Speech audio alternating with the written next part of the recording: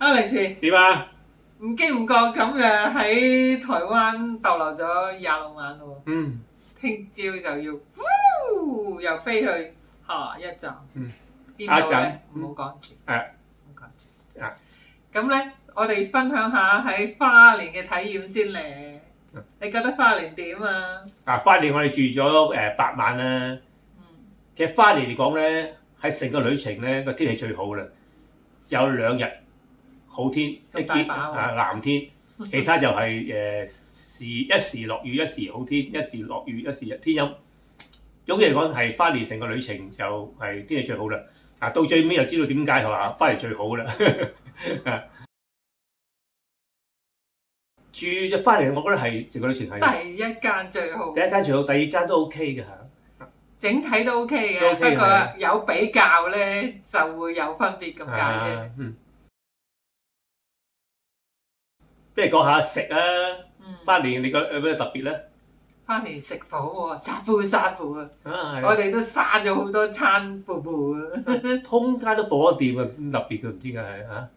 可能多人中意食佢，開到成行成市。你諗住揀下食咩？你唔使揀，你行過間鋪頭都係火鍋。係咯，都 OK 嘅，好食嘅。所以喺花蓮住咗8晚係都幾愉快，唔錯嘅係。有機會都會再嚟嘅。不過花蓮咧就有唯一天氣唔好咯，同埋有地震。我第一日嚟已經有地震啦。我哋喺不過唔係最嚴重嗰次嚟嘅，突然間下一站先佢係最嚴重。越嚟越精彩。跟住講下下一站啦，下一站喺宜蘭啊。宜蘭我哋住咗3個地方嘅，總共11晚，就喺第一個就蘇澳啦4晚，喺羅東又係4晚，喺礁溪住咗3晚。所以講下蘇澳啊，都係一個旅程係最難忘嘅一個行程嚟嘅。點解？之前我話嚟花蓮咧，啲朋友都話吓，你去花蓮，咁我有咩問題啫？去咗蘇澳就知道啦。有一晚深夜㗎啦，瞓下，哇！搖到咧就有啲似喺飛機話遇到氣流咁旋咗都分幾鐘啊？分零鐘係咪啊？好似我話，哇！點搞啊？咁咩啊？冇得搞喎！嗰次咧，我諗住再搖啲咧就會間屋即係會瓦解嘅啫，即係搖得好犀利嘅，你啲睇得唔清楚嘅。係啊，好犀利啊！嗰次好彩分零鐘停咗。我諗住喺日本，我哋都體驗過好多次地震都濕碎嘅啲。日本嗰啲係好輕騎嘅。哇！嗰次係7級地震，7.幾。7級啊！哇！7級後尾睇翻因為直頭喺宜蘭地震啊，所以係哇好犀利嗰次真係。嗰次係人生中係最驚慄、最恐懼嘅一晚嘅嘢，真係未試過咁多嚟嘅真係。都早上去體驗啦，係人生都係最緊要體驗啫嚇。好彩平安冇事啦嚇。個蘇澳天氣咧，蘇澳天氣就4日都係落雨，有2小時好天，就偷咗2小時咧就去浸個冷泉同埋行咗個山。係喎，冷泉，因為嗰度比較咧難落去嘅，所以我就冇落去。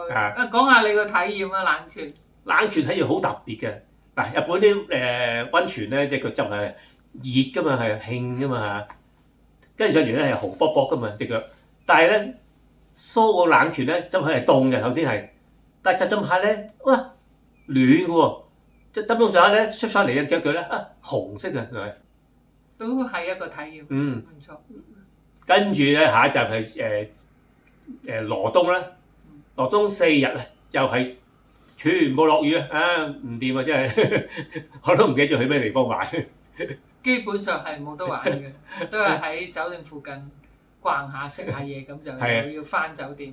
不過感覺就係咧嗱，宜蘭嚟講咧，蘇澳咧係一個好鄉村地方，係好鄉村嘅。但係咧喺到羅東咧就比較現代化城市啲啦，街道寬闊啲，同埋啲鋪頭咧就靚好多噶啦嚇，或者高樓大廈咯嚇。羅東都有啲體驗，又有一次地震。係啊，嗰次就係地震啦，嗰次4點幾嘅應該4.8嘅地震啫。係啊，又搖咗幾下啦，好似就，不過短啲啦，嗰半分鐘到有朝。嗰次就輕鬆嗰次就。同埋冇咁劇烈啦。係啦，好似唔驚。7級嗰時真係好劇烈。係啊，要犀利嗰次真係。希望冇再下一次真係。因為平時我哋聽見3級啊、5級啊、7級，你都唔知嗰啲級數係有咩分別。但係經歷過咧，你知道7級先係好堅嘅。係。4.8都好堅嘅。咁比起我哋喺以前喺日本嗰啲咧，我諗嗰啲得1、2級嘅啫。好輕騎嘅喺日本嗰啲，所以日本人都唔驚嘅啦。有時諗起咧，當地人真係好堅強嘅，成日見到呢啲真係。地震佢都留喺呢個地方度。嗱喺羅東住咗4晚，跟住去下一站啦，即係宜蘭北邊個礁溪。礁溪係一個温泉鄉嚟嘅。初唔知以為佢係日本嘅温泉鄉，通街都係温泉嘅，同埋好多地方係泡腳嘅，啲公園都泡腳嘅。即係足浴啦。係足浴啦，我哋泡咗2次。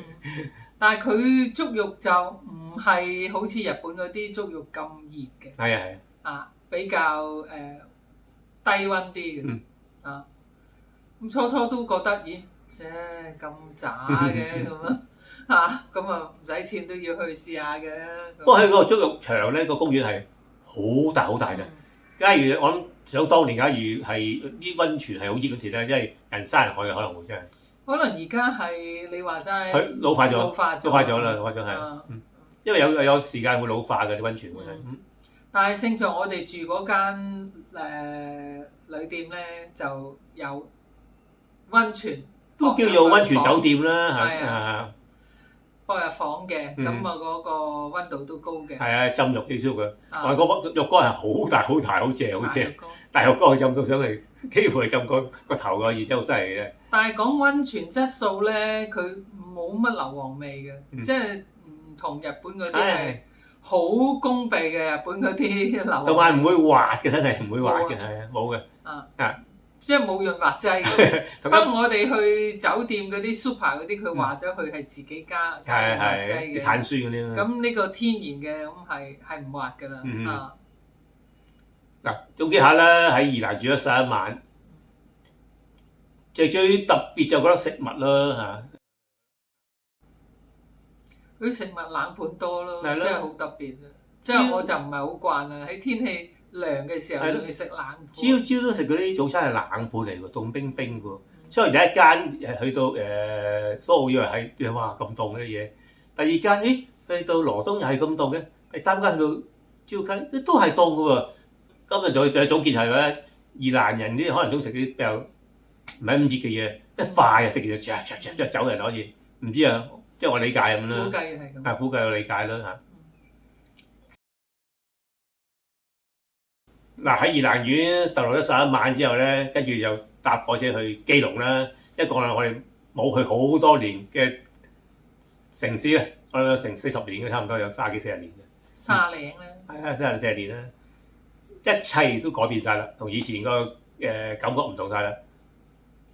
以前我記得咧去野柳咧，啲朋友講起佢話嚇野柳你都去到，你揸車啊？我冇啊，公共交通嘅。咁但係當年去野柳咧，睇翻啲相咧就好天然嘅。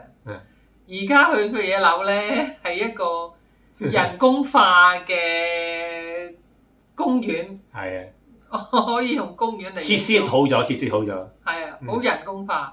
咁但係行走係方便輕鬆嘅，同埋安全嘅。我睇翻啲相咧，以前我哋去友喺度咧，左擺右擺都冇人理我哋嘅，咁冇人嘅，因為做到都冇人嘅，同埋咧冇欄杆圍住你嘅，你中意去邊度影就邊度影嘅。但係今次去到咧，哇！人山人海啊，哇！想影幅相都要話要排隊。影女王頭要排隊。係啊。咁誇張啊！嗰啲就係青樹啦嚇，我都係中意以前嘅嘢啦，啲嘢又係好原始嘅。喺基隆住咗4晚，跟住就搭火車去我哋一個非常熟悉嘅城市啊，台北啊。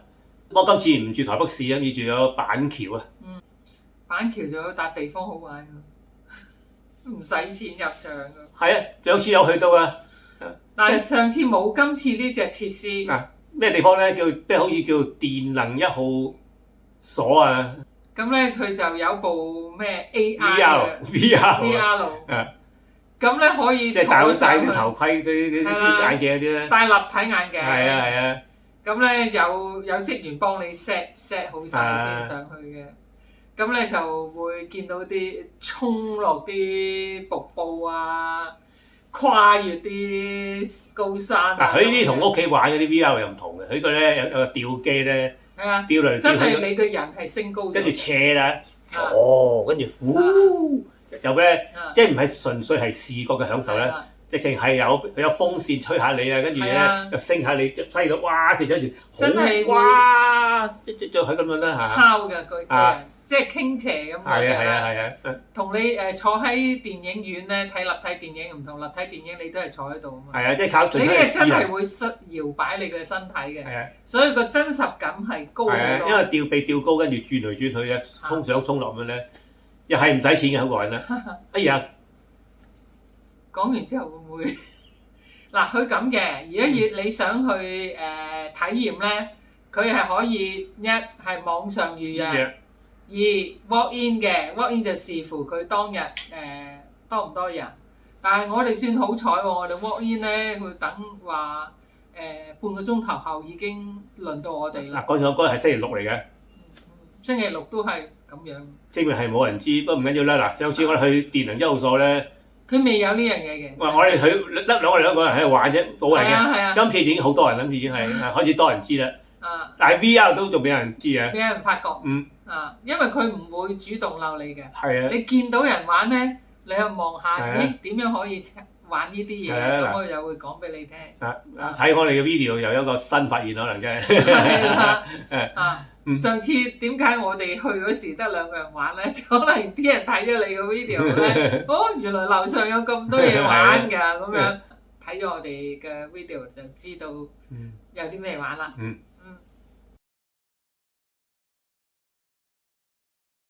Alex，呢個旅程酒店方面你覺得點啊？